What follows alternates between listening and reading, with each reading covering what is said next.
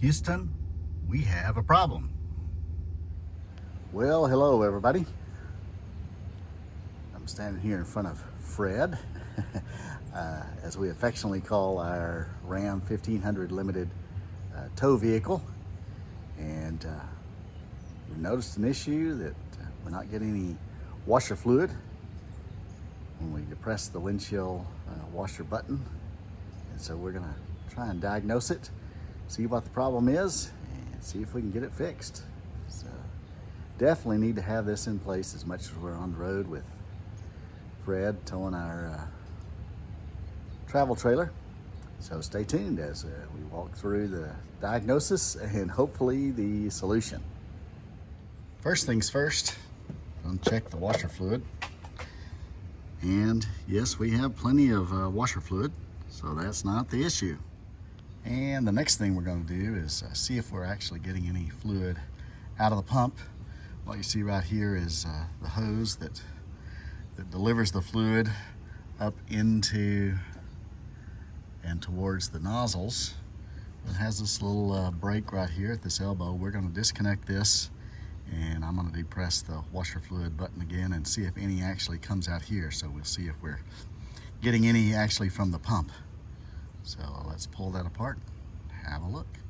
All right, we have it disconnected, and we're gonna depress the button and see if anything comes out of this end.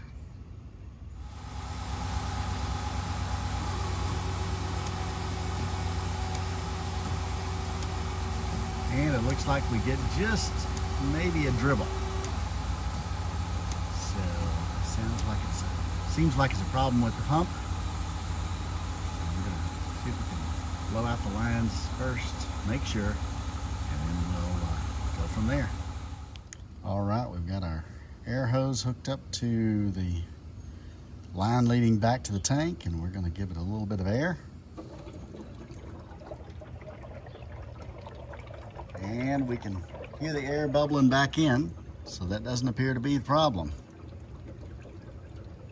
We'll give it a try one more time, just in making sure that the filter on that pump in the tank, it might have gotten clogged up, so maybe this air will have unclogged it. So we'll give it another try at this point.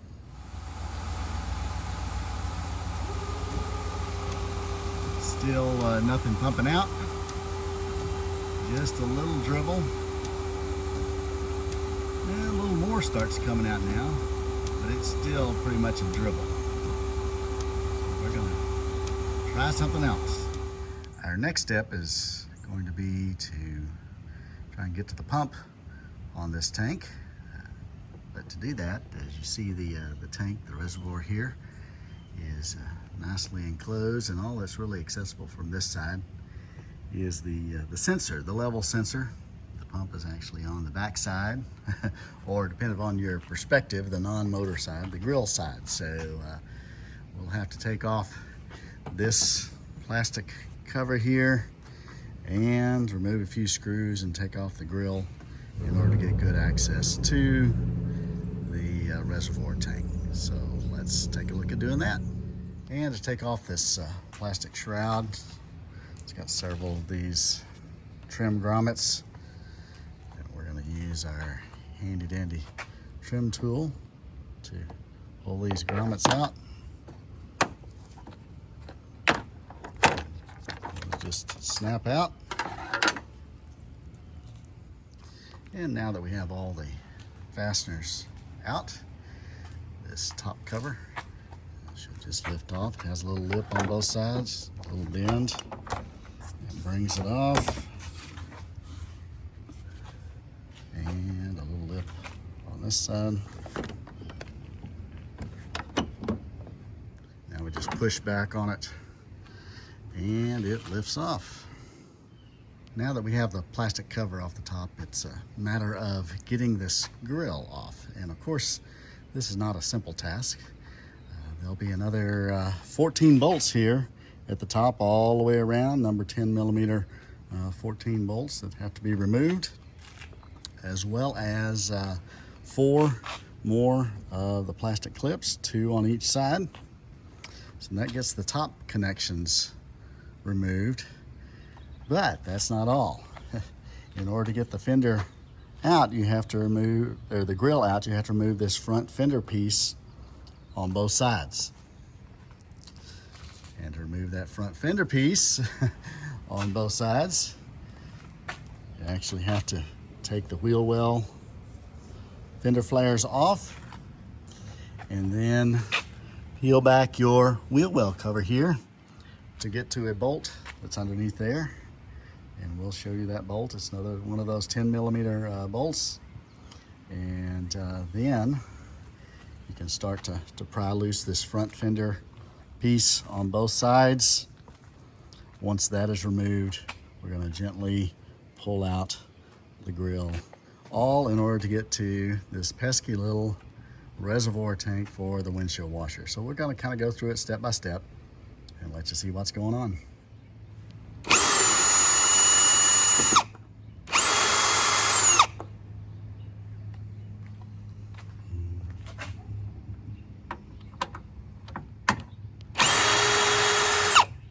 Now with all the bolts out on the top, we're going to move to removing these fender flares, and these are held on by 8mm bolts. We're going to go around and remove both sides.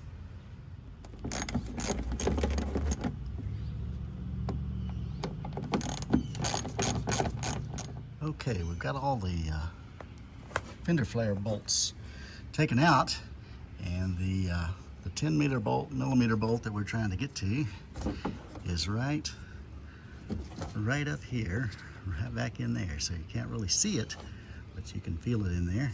And so we're going to get a reach in there and take that bolt out.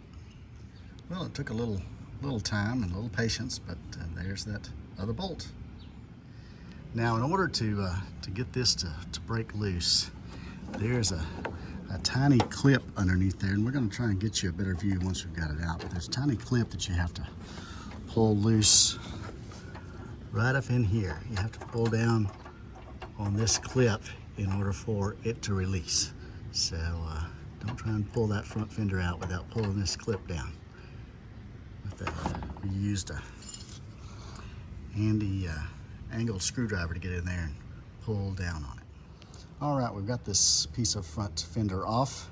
Just be patient, take your time, and let it release itself as you put gentle pressure all the way around, pulling it out. And that reveals 3 more bolts that we have to take out. And then we'll do the same to the other side.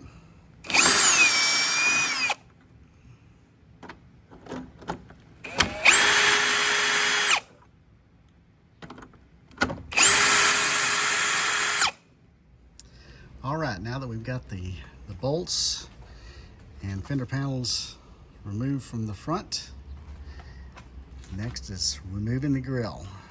Now this top piece should come out first. We'll work our way around it, and then we'll work on the main part of the grill. So it's another one of those, take your time, wiggle until it releases, and then you'll have your grill removed. And taking off the top piece.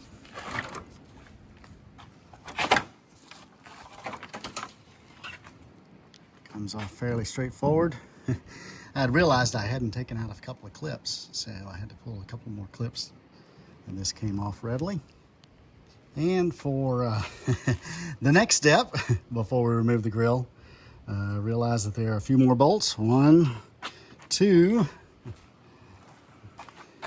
3, 4 more bolts to take out. So we'll remove those and see if it's ready to release. And actually it was 6 more bolts, 3 on each side, have been removed. Now we're going to see if we have more luck in removing the grill assembly. Just kidding. There's more bolts on this one. So they have another bolt back here on either side. So that makes 8 more bolts we had to remove. And with all the clips and bolts removed, a few more things we had to disconnect. We had to disconnect the headlight cables. All had to be disconnected, which wasn't much difficulty. And then the front camera cable has to be disconnected as well, because the front camera here runs through the grill. So now finally we should be able to take it all off. And there you have it. dozens of bolts, dozens of fasteners, and several connection clips later, we have the grill off. And now we can get to the infamous windshield washer reservoir and pump. And of course, we can't get to that bottom bolt without removing this apparatus, the air dam, or I'm not sure exactly what the part is called, but anyway, it's the AIM systems and air intake management systems. So we're going to take off this, a few more bolts, and then maybe we'll get to the tank. And loosening up that air intake management system involve 4 bolts. You can see their connections here and down at the bottom. So 4 bolts, and gently move back these flaps, and you can tilt this back and get to the bolt in question, the bottom bolt for this tank. Now we removed both bolts, number 10 ratchet, 2 bolts out, and besides the connectors, the hose and the wiring connectors, that should be all that's holding this tank in place. It does have a couple plastic tabs that slide down in, but we're gonna lift this up, and there the tank comes out. So we're gonna disconnect it and have us a bucket ready to drain out our washer fluid that's in there, and then we will take a look, see what's going on, see if it's just stopped up or if the pump is completely out. And there we have it. Reservoir is out, pump and sensor are disconnected, and we're going to see what's going on with the pump.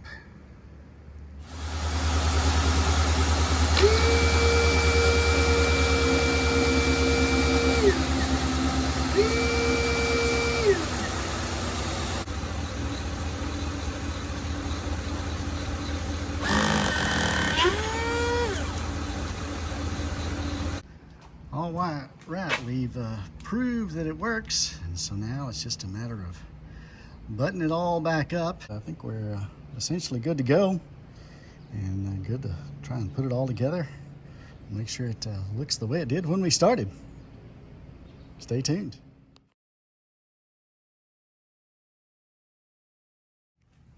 All right, we've got it all connected up, and you'll notice this pump came with 2 outlets on it instead of 1, so we capped off one side and connected the other hose, the old hose, onto the right side there. We put about a half liter of water in it, and we're going to pump it through and see how it works.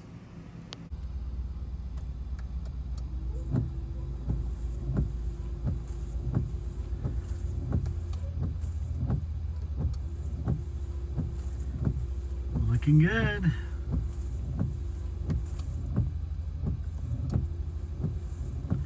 Good steady stream out of both nozzles.